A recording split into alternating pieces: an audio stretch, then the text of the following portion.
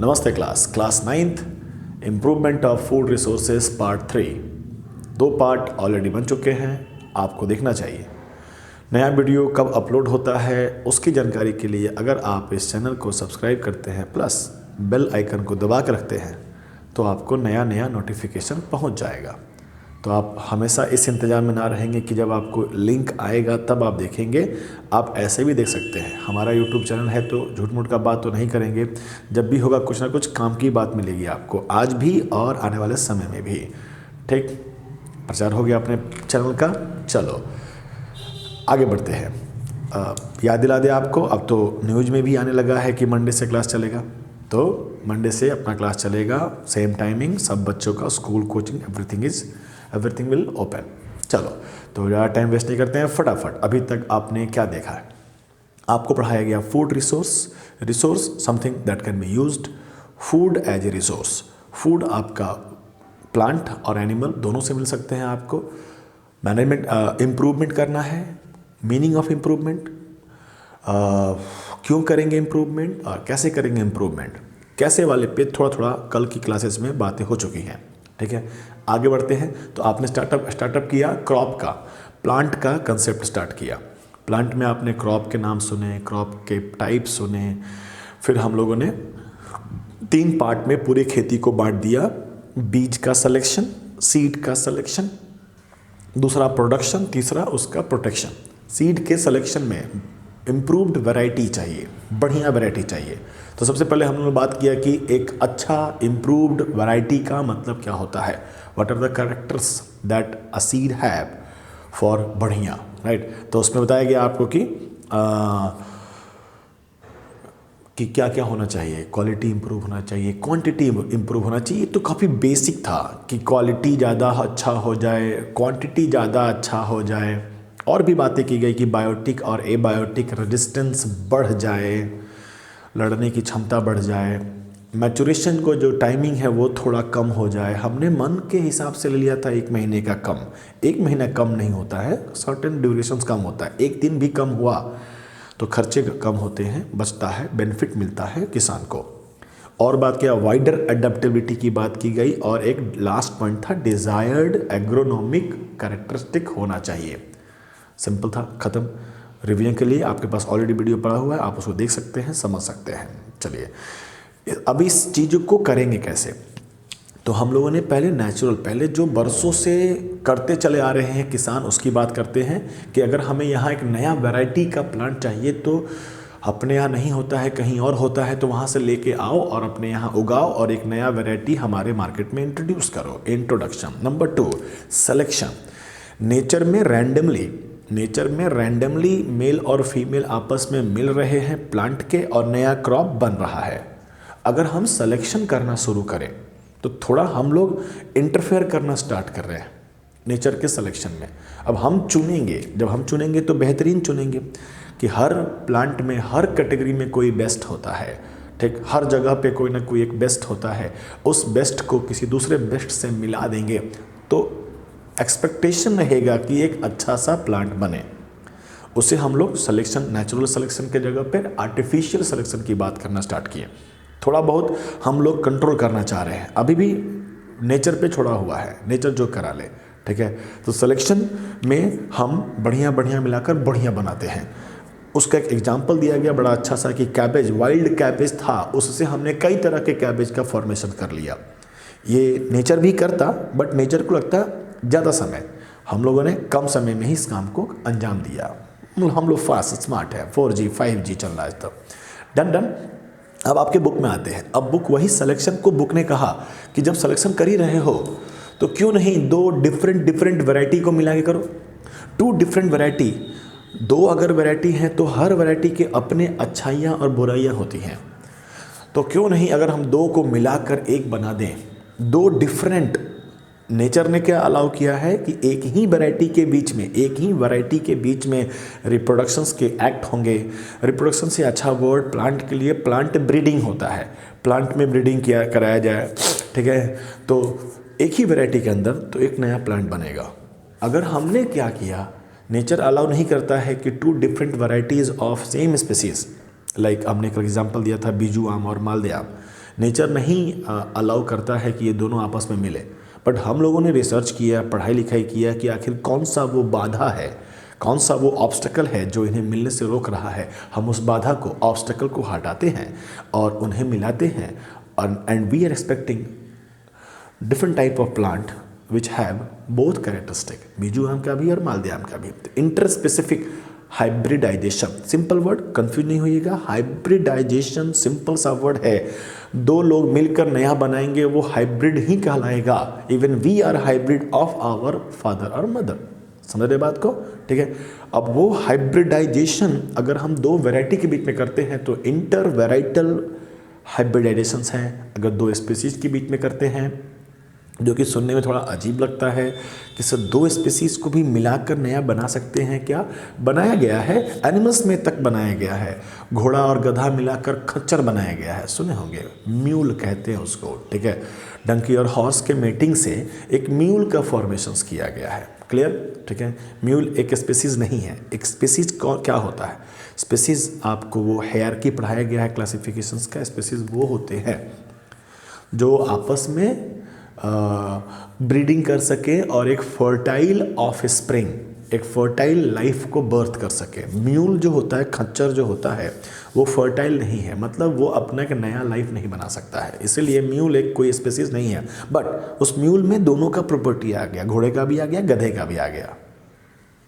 गधा से मेहनती कोई नहीं होता दोस्त, ठीक है, घोड़े से फास्ट कोई नहीं होता। दोनों मिल जाए तो भाई साहब पूछिए बात, डन। इंटरजेनरिक तक पहुंचे, दो जीनस को मिला के बात कर रहे हैं। सुनने में और खराब लग रहा होगा कि ये कैसे पॉसिबल है, तो आप समझो ये तो रिसर्च का पॉइंट ऑफ व्यू है कि अगर हम इन दोनों को मिलने से रोक कौन रहा है। थोड़ी बड़े क्लास में जाइएगा तो समझ में आएगा कि क्या होता है रुकावट। फिलहाल ऑब्वियस कौन सा था? इंटर वैराइटल ऑब्वियस है, करा सकते हैं। एक ही राइस के कितने सारी वैरायटीज़ होते हैं, आपस में मिला कर नया नया राइस हमेशा बनाया जाता है। इंडिया भाते तो बनाता है, ठीक है, लाद के खाते हैं हम लोग, डन। इतना हो गया, इतना तक कर चुके हैं हम लोग। अब आगे बढ़ते हैं।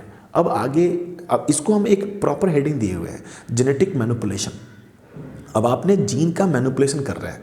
मैनिपुलेशन मतलब अपने हिसाब से ढालना, ठीक है, कि अगर हमारे पास दो वैरायटी को मिलाकर नया बना रहे हैं तो नेचर नहीं करता था, ये हम लोग कर रहे हैं। उनके खानदान में ऐसा कुछ नहीं था, हम लोग कर रहे हैं। तो ये हम लोग मैनिपुलेट कर रहे हैं। क्या मैनिपुलेट कर रहे हैं? जीन को। भले हम लोग कहें, लाइफ कहें, सेल कहें, एवरीथिंग इज जीन। जैसा जीन है वैसा सेल है, जैसा सेल है वैसा लाइफ है। क्लियर? आसान बात कर रहे हैं, काफ़ी सिंपल वे में नैरेट कर दिया आपको, ठीक है। तो जेनेटिक मैनिपुलेशंस का पहला तरीका था हाइब्रिडाइजेशन कराइए और आप उसके जीन में अपने मनचाहा हिसाब से चेंजेस पाइए। अब इसमें एक प्रॉब्लम है, हम एक्सपेक्ट कर रहे हैं कि दो डिफरेंट को मिलाए हैं तो जो एक आएगा नया वाला, उसमें सारे प्रॉपर्टी दोनों के होंगे। ऐसा जरूरी नहीं होता है। अगर हम रिसर्च की बात करें तो 2 साल, 4 साल, 5 साल तक, 10 साल तक एक्सपेरिमेंट होते गए, लेकिन 10 साल में शायद 1 बार या 2 बार एक ऐसा प्लांट बना जो दोनों का कैरेक्टरिस्टिक लेके आ रहा है। हर बार ऐसा नहीं होता है, काफ़ी अंदर भी प्रॉब्लम है। सिर्फ दोनों को मिला देने भर से आने वाले में दोनों गुण आ जाए, ऐसा ज़रूरी है कि आप में आपके माँ और बाप दोनों का कैरेक्टरिस्टिक आ गया है पूरा आधा। ऐसा नहीं है कि खुद भी लगता होगा कि हमारा गुण किससे मिलता है। हाँ, जब पिटाते हैं तो बोल देना चाहिए कि सर इस कि पिताजी या मम्मी जी पीट कर रहे हो, जो कांड किए हैं सारा गुण तो तुम लोग से मिला है ना। ऐसा कभी करके देखना, पिटाई का रेट बढ़ जाता है, ठीक है, समझिएगा। तो ज़रूरी नहीं है बिल्कुल कि दोनों को मिलाने से एक नया बन ही जाए। तो एक प्रैक्टिकली हाइब्रिडाइजेशंस में प्रॉब्लम है, आर्टिफिशियल हाइब्रिडाइजेशंस में प्रॉब्लम है कि जो एक्सपेक्टेड रिजल्ट है उसको आने में 4-5 साल 10 साल का टाइम लग जाता है। और उतना समय हम लोग पास है नहीं।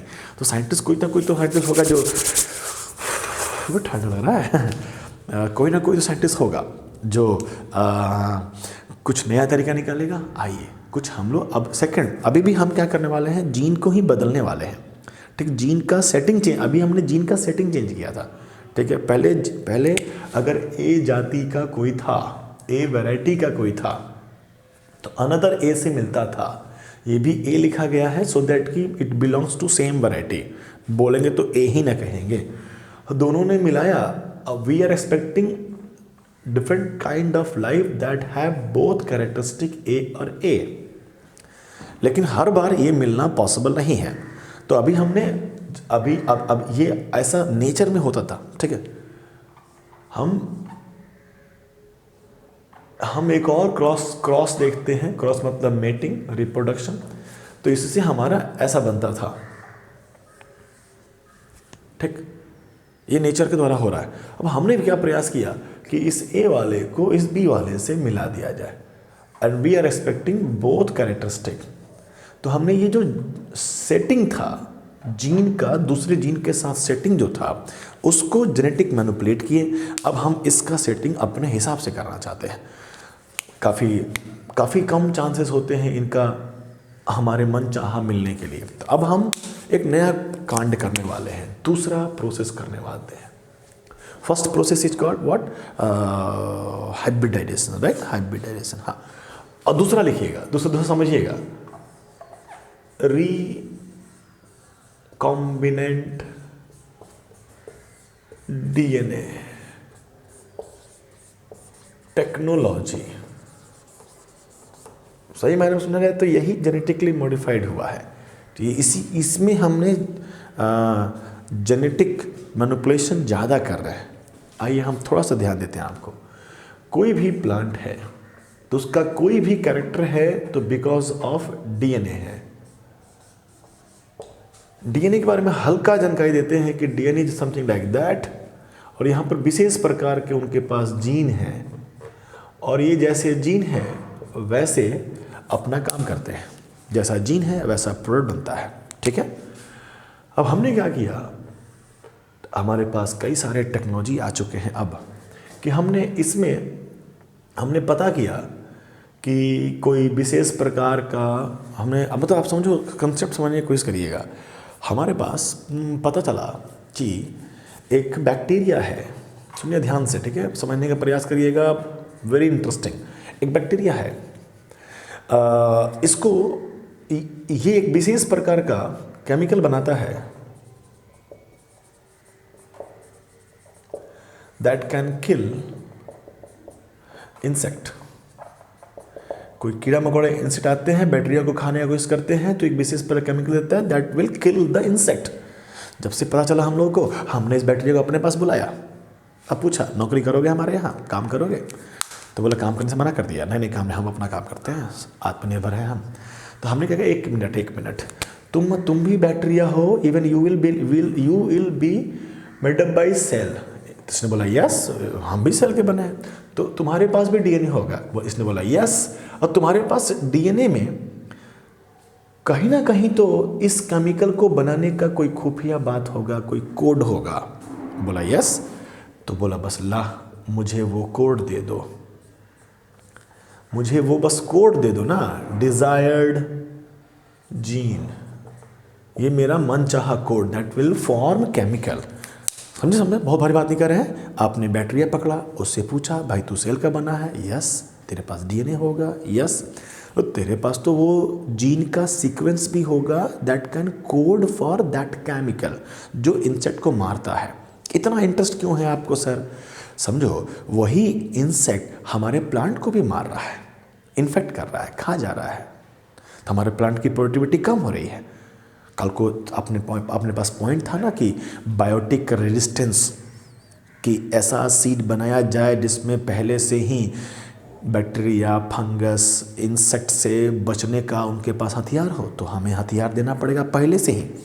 तो हमने इनका जीन निकाल लिया, हमारे पास कई टेक्निक है, हमने काट छांट के निकाल लिया, और इस जीन को हम इनकॉर्पोरेटेड मतलब जोड़ देना विथ, ये मेरा बोलता हुआ डायग्राम समझने की कोशिश करिएगा। This is your desired plant. आपने मान लो ये कॉटन का प्लांट लिया है, कॉटन का प्लांट। इस कॉटन के प्लांट को कई इंसेक्ट है जो खा जाते हैं, खराब कर देते हैं। हमने कॉटन के प्लांट के डीएनए के अंदर ये जीन को मिलाया, और हमारा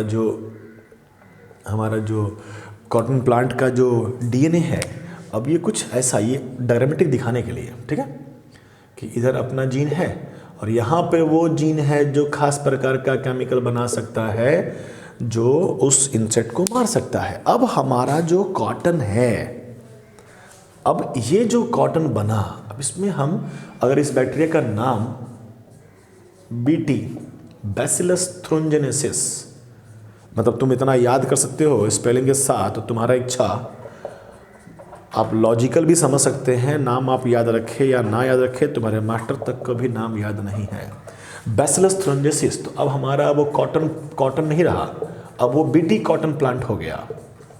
मतलब जो भी प्लांट में अगर हम एक नया जीन ही डाल दिए तो आपने कॉम्बिनेशंस को, समझिएगा कॉम्बिनेशन ऐसा था, ये सब कॉम्बिनेशन में थे, रिकॉम्बिनेट कर दिए, हमने एक नया उसमें लगा दिया, तो एक नया कॉम्बिनेशंस फॉर्म कर दिया, that will form our life. जिसके पास, अब इसके पास कैपेसिटी है, it will form that kind of chemical which will kill the insect. समझे बात? बहुत भारी बात बताया आपको, ठीक है।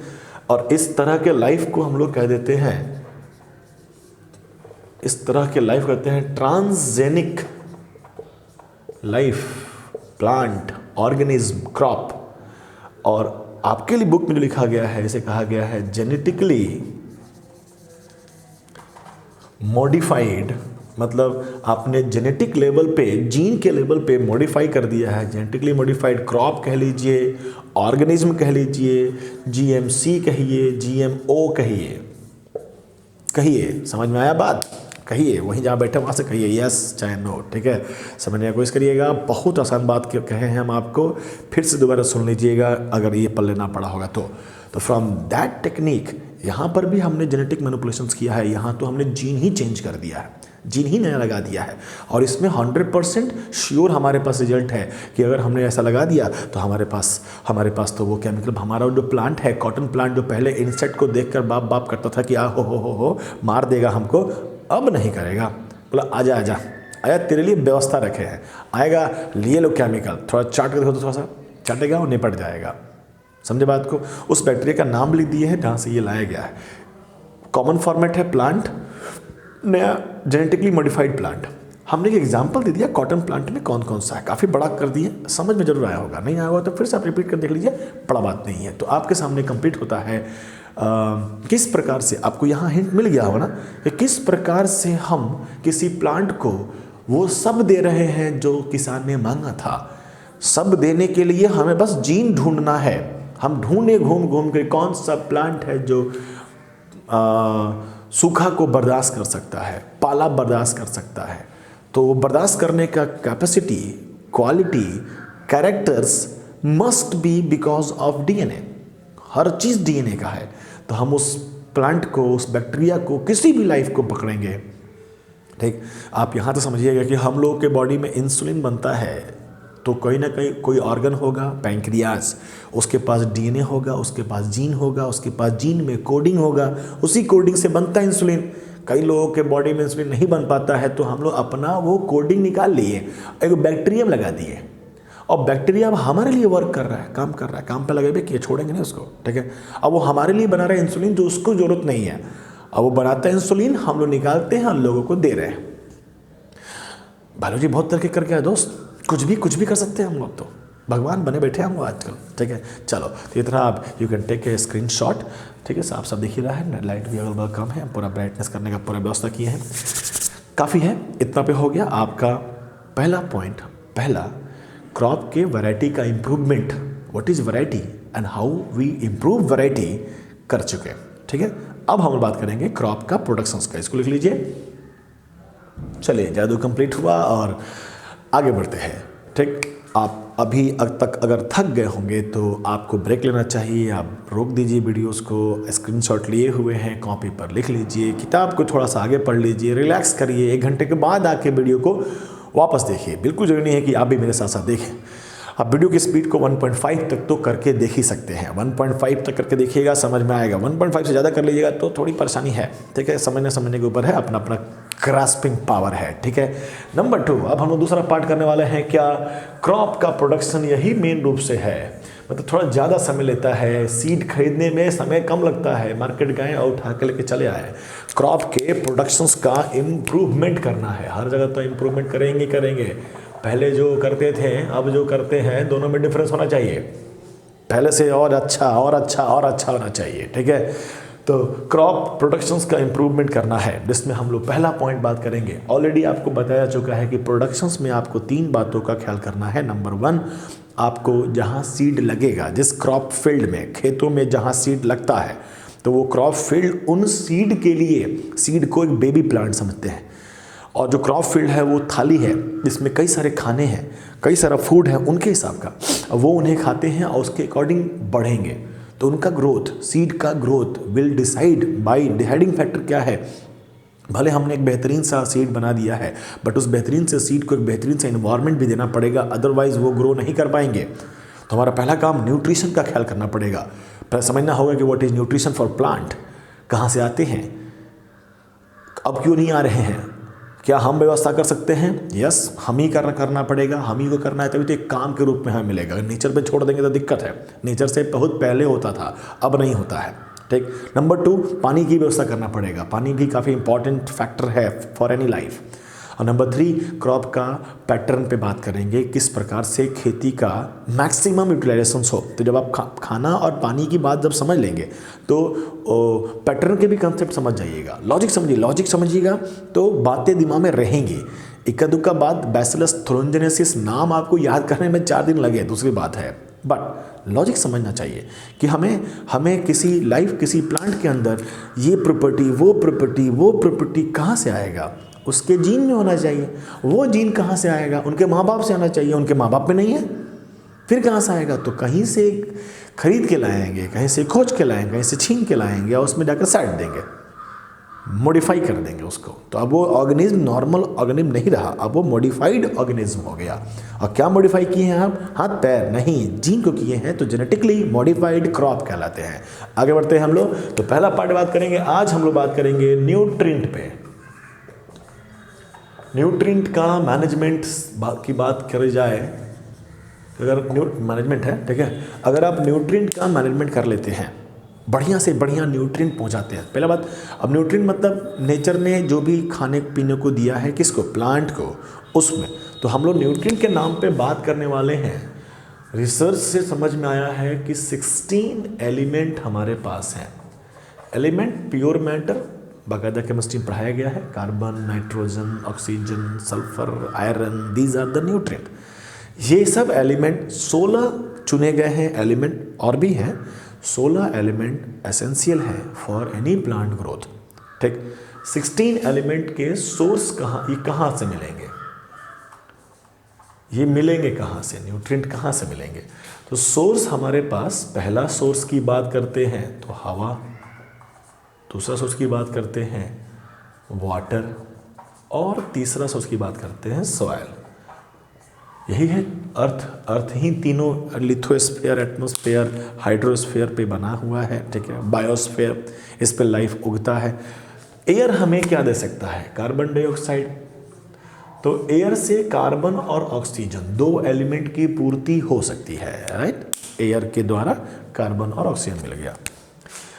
वाटर से क्या मिल जाएगा? हाइड्रोजन मिल सकता है और ऑक्सीजन। तो यहाँ देखने वाली बात यह है कि ऑक्सीजन के 2 सोर्स हो सकते हैं। ऑक्सीजन एज ए एलिमेंट, समझिएगा, एलिमेंट के रूप में प्लांट नहीं लेता है, वो एलिमेंट किसी ना किसी रूप में रहते हैं, उसे लिया जाता है और प्लांट अंदर तोड़ फोड़ के उसके ओ को निकाल कर जो उस ओ का करना होगा कर लेगा, ठीक है।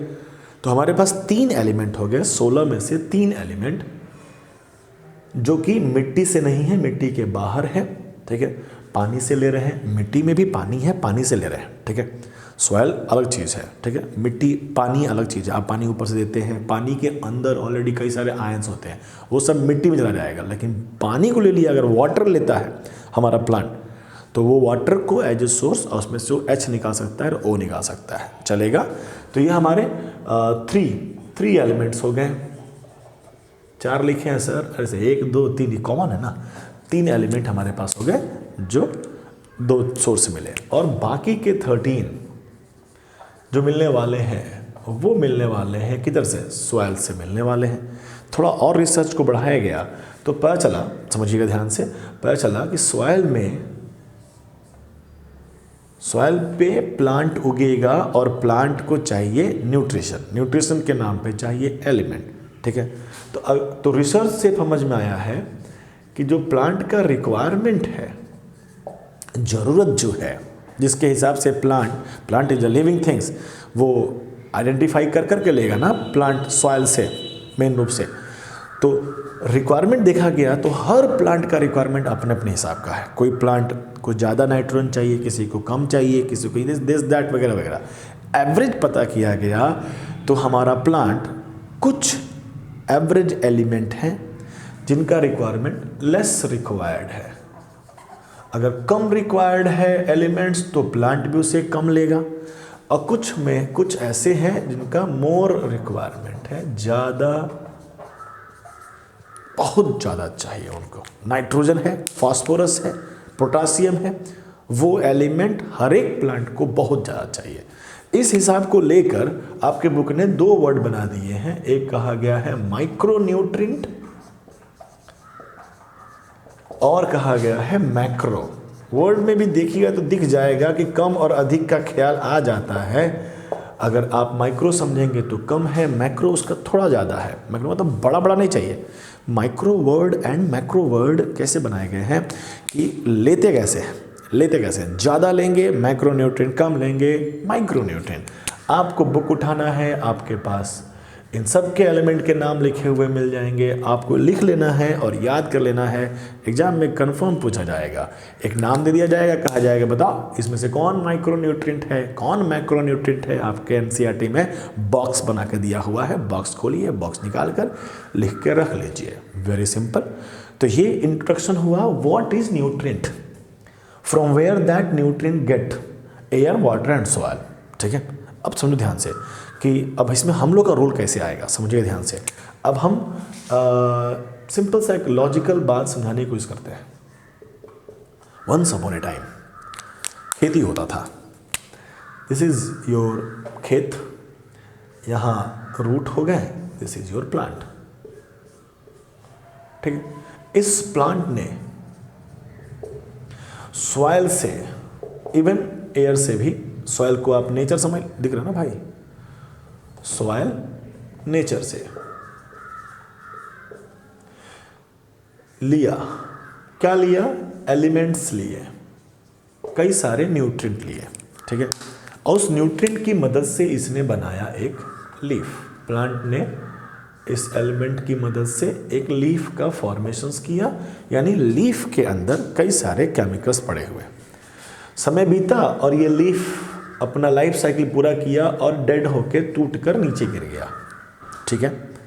अब ये लीफ जो गिरे हैं मिट्टी में जाएंगे, थोड़ा सा सड़ेंगे, इट बिकम्स ह्यूमस। ये भी अच्छा वर्ड है, जरूर सुने होंगे, ह्यूमस। अब इस ह्यूमस पे सॉइल में present micro organisms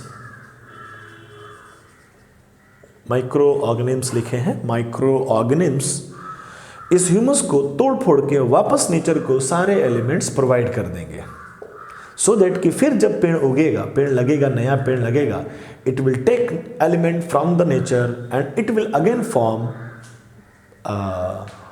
leaf and all everything.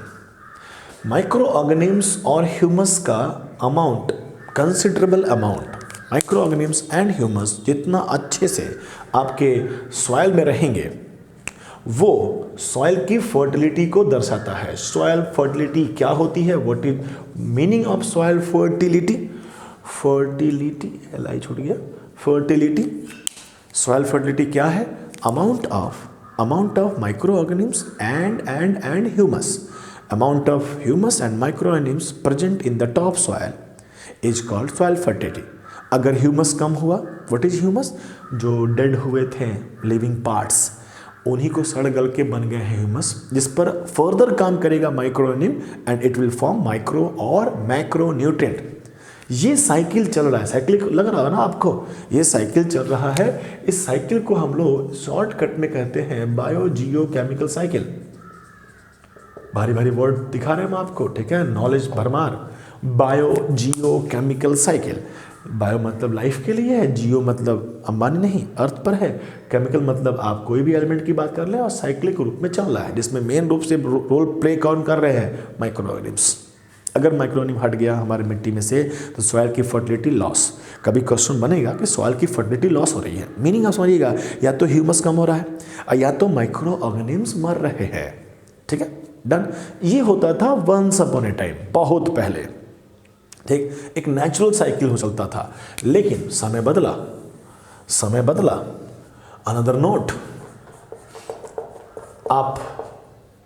आपने किया एक्सेसिव कल्टीवेशन। ये जो प्रोसेस होता है वेरी स्लो प्रोसेस, और आपने समय बदला। पहले क्या था, बहुत कम लोग थे, ज़मीन बहुत ज़्यादा था, लोगों ने इस हिस्से में खेती किया, फिर साल भर छोड़ दिया, फिर अगले बार कहीं और खेती किया, फिर जाके वहाँ खेती किया। नेचर उस सॉइल का न्यूट्रिएंट्स को वापस बनाकर रख रहा है, और साल भर के बाद आए फिर आपको दिया गया। तो कोई विशेष मेहनत नहीं, आप खेती करने के लिए सीड लगा दीजिए, बैठ के बैकग्राउंड में साइड में गाना गा लीजिए। पुराना फिल्म होता नहीं था, ठीक है, फसल लहलहा उठा, ढेर टेंशन की बात नहीं थी। बट नाउअडेज हम लोग ज़्यादा कल्टीवेशन कर रहे हैं। जब ज़्यादा कल्टीवेशन करेंगे तो सॉइल में न्यूट्रिएंट की कमी हो जाएगी, न्यूट्रिएंट का रिप्लेनिशमेंट वापस से न्यूट्रिएंट का बनने का प्रोसेस स्लो है, और आप तेजी से उसमें से निकाले जा रहे हैं, बनाएंगे पत्ता, पत्ता गिरने में नहीं देंगे। खेती की है आपने, जो भी फसल होगा आपने काट के ले चलेगा घर, वहाँ बेचे खा पी के आपने फेंक दिया। इधर बेचारा मिट्टी पड़ा हुआ ले, कुछ मिल तो रह नहीं रहा है, तुम बनाए जा रहे हो, निकाले जा रहे हो। इन दिस केसेस अब यहाँ पर हम लोग का रोल पड़ेगा कि अब हम लोगों को समझना पड़ेगा कि हमें बाहर से इस क्रॉप फील्ड में, खेतों में डालना होगा न्यूट्रिएंट। और जब हम लोग डालेंगे तो बहुत सोच समझ के डालेंगे, कुछ गलत भी डाल सकते हैं, कुछ फायदा के लिए नुकसान भी करा सकते हैं। ठीक है, जब हम लोगों की बारी आती है तो अब अभी आगे कंसेप्ट हमारा यही है कि how do we fulfil the requirement of soil, क्योंकि सॉइल का रिक्वायरमेंट न्यूट्रिशन अगर फुलफिल नहीं होगा तो आपका बेहतरीन सीड, चमकता हुआ सीड खेतों में उग नहीं पाएगा। राइट, तो अब हमें करना है कि हम कैसे करेंगे। हमारे पास थाली में बच्चे आके बैठे हैं, उन्हें खाना खिलाना है, बेहतरीन खाना खिलाएंगे, बच्चे खुश तो पार्टी होगा बहुत ज़बरदस्त। ठीक, तो एक बच्चे को खाना खिलाना है, आपके हाथ में आया है। इस बात का ख्याल करना है कि बच्चे हमेशा खाते रहें, खुश रहें। जितना बच्चे खुश रहेंगे उतना फसल लहलहा उठा है, ऐसा कुछ। तो अब आपके पास ऑप्शन रहेगा, तो आप कैसे चलेंगे उसको अभी बात कर लेते हैं। ठीक है, आप इसको बनाइए, इसको लिखिए, ठीक है, स्क्रीनशॉट। ठीक है, स्क्रीनशॉट लेके जूम करके भी लिख सकते हैं। ठीक है, अदरवाइज आप सुनिए क्या बोले हुए, ऑडियो भी तो साथ में है, भले लिखावट थोड़ा ख़राब है तो क्या हो गया। ठीक है, ओके, तो हम इसको गायब करते हैं और फिर खाना खाते हैं। हो तो थक गए हो तो आप रुकिए, खाना खा के आइए, फिर बात करते हैं। ठीक है, चलिए, तो अब हम लोग क्या बात करने वाले हैं कि हम लोग किस प्रकार से न्यूट्रिएंट का फुलफिलमेंट कर सकते हैं। तो हम लोग न्यूट्रिएंट का fulfilment for plant in crop field 2 तरीके से करना प्रीफर करते हैं। आपको हम यहीं पे 2 तरीका बता देते हैं ताकि आप डिफरेंसेस भी कर सकें और मीनिंगफुल बात समझ सकें। हम बहुत बेसिक सा एक कॉमन आइडिया लेके चलते हैं कि अगर किसी बच्चे को खाना खिलाना है और खुश करना है तो 2 तरह से आप खाना खिला सकते हैं उसको, और उसके खुशी का ख्याल करते हुए 2 पॉइंट है। एक तो उसकी खुशी का ख्याल करना है कि बच्चा कहे कि वाह पापा मज़ा आ गया, ऐसा कुछ। ठीक है, और दूसरा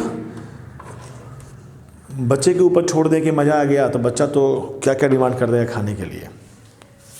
बीइंग ए पापा, बीइंग ए गार्जियन, हमें समझना पड़ता है कि ऐसा खिलाया जाए कि बच्चा खाते भी रहे लॉन्ग एस्पेक्ट में भी। तो 2 बातों का ख्याल करना है, एक तो बच्चा खुश हो जाए, दूसरा खुशी बरकरार रहे। ठीक है, तो हमारे पास 2 शब्द से शुरू करते हैं। एक हमारे पास शब्द है मैन्योर,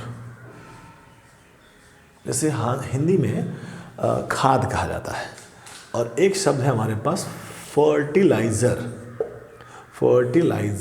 जिसे उर्वरक कहा जाता है। हिंदी फट है, ठीक था। ठीक है, 2 तरह के फूड है मार्केट में। एक घर का खाना है, घर का खाना बच्चों को खिलाइए, ठीक है, हेल्दी, नेचुरल, ठीक लगता है, रोज़ खा सकते हैं। और दूसरा, मार्केट का चाउमीन खिलाइए, पिज़्ज़ा हट में खिलाइए, बहुत सारे ऑप्शंस हैं हमारे पास गोपालगंज में, अब तो और ज़्यादा ही हो गए हैं, ठीक है।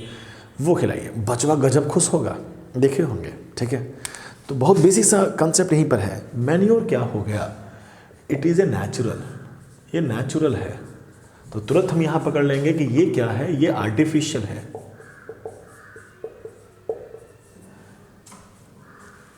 घर का खाना नेचुरल है, आपने साग सब्जी तोड़ ताड़ के एकदम नेचर में जो बनता है वो लेके आए हैं, थोड़ा बहुत मसाला में खिला दिया गया। और जो होटल में मिलता है वो बिल्कुल डिफरेंट टाइप का रहता है। होटल में जाकर रोटी सब्जी कौन खाता है, नहीं, डिफरेंट टाइप का भी मिलता है, जो नेचर से डाइट में मिलता है, काफ़ी मॉडिफाई किया गया है, ठीक है।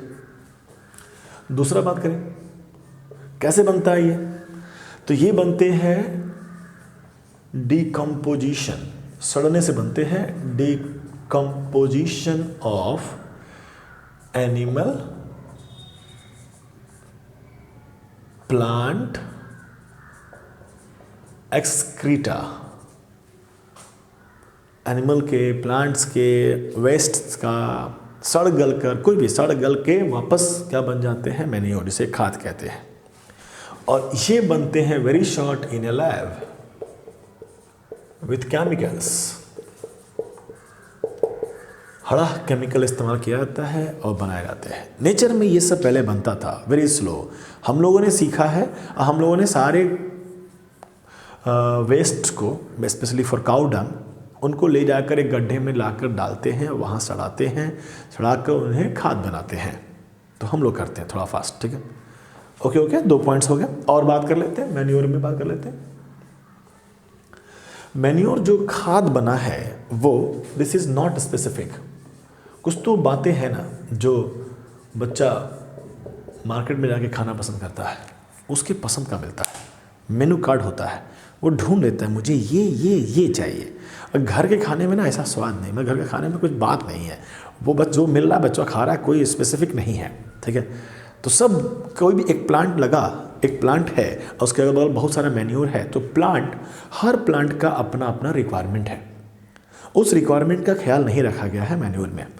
हर घर में बच्चे हैं और बच्चों का अपना अपना पसंद है कि आज मुझे ये खाने को है, और मम्मी जो है ना सबका ख्याल नहीं कर सकती है, तो उसे एक ऐसा बनाती है जो सबको कहीं ना कहीं से सेट कर जाए, ठीक। तो मैन्योर पड़ा हुआ है और उस मैन्योर में से जो प्लांट उग रहा है वहाँ पर वो अपने हिसाब से कुछ कुछ ले लेता है।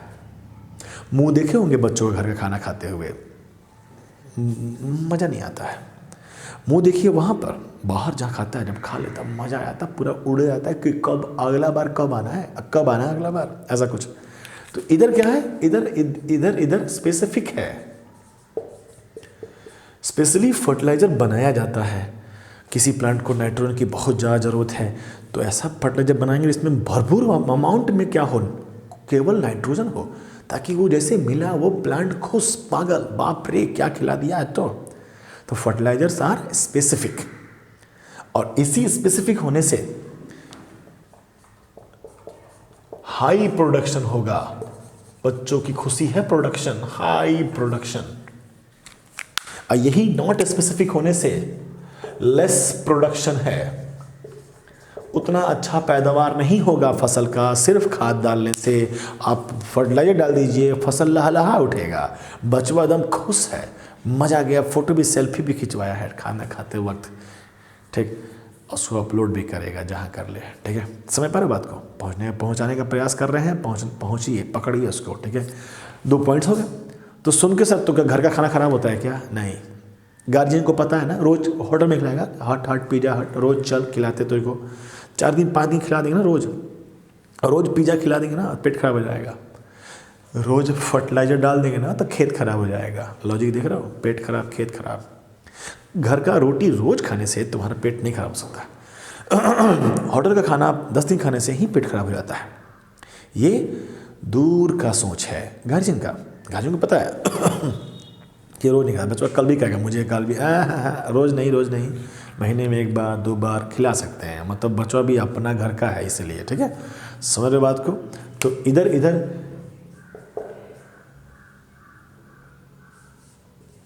ये कहेंगे कि ये this is useful for crop field natural है, तो क्रॉप फील्ड के लिए, खेतों के लिए फायदा है फॉर लॉन्ग टर्म।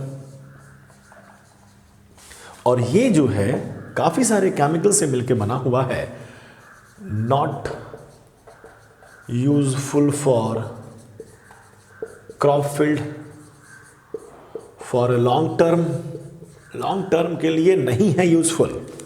ठीक है, ये हार्म कर जाएगा। ज़्यादा फर्टिलाइजर इस्तेमाल कर देंगे तो 2 बार 3 बार तो बढ़िया फसल आया, उसके बाद से फसल उगाए लायक ही नहीं रहेगा, वो हमारा खेत जो है वो बर्बाद हो गया। हम इस नॉट यूजफुल को थोड़ा सा डिफाइन करते हैं कि because of fertiliser loss of fertility होगी, soil loss of soil fertility. अभी बताया थोड़ा पहले what is soil fertility, it is the amount of micro organism and humus present in soil. Because of fertiliser it will kill micro organisms.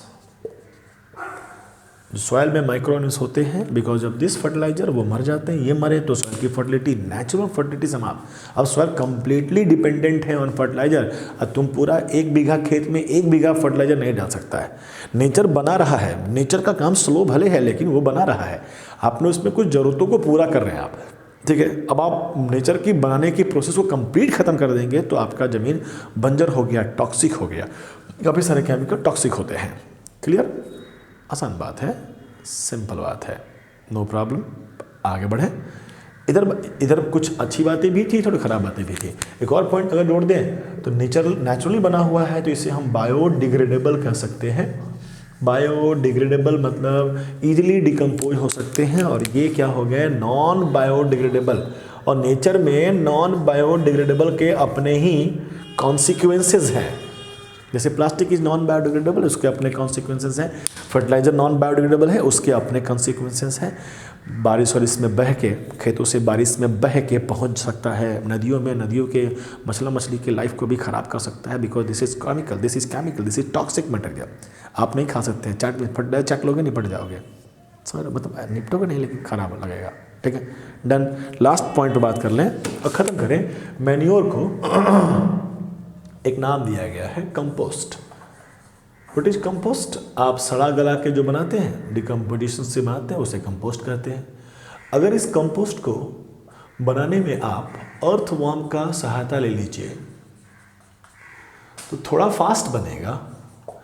Earthworm के नाम पे रख देते हैं वर्मी कंपोस्ट। इससे अधिक कुछ विशेष तकलीफ नहीं है इसमें। अर्थवर्म समझते हैं कि अगर यहाँ पर हम काऊ डंग सब डाल दिए, ठूस ठूस के भर दिए और यहाँ सड़ा रहे हैं, सड़ाने के लिए बैक्टीरिया काम करते हैं। बैक्टीरिया को भी काम करने के लिए हवा और पानी चाहिए, कुछ खुला जगह चाहिए। इसमें हम डाल देते हैं अर्थवर्म, तो अर्थवर्म इसमें नाचते रहेगा, इधर ऐसे नोकिया वाला गेम चलते रहता है।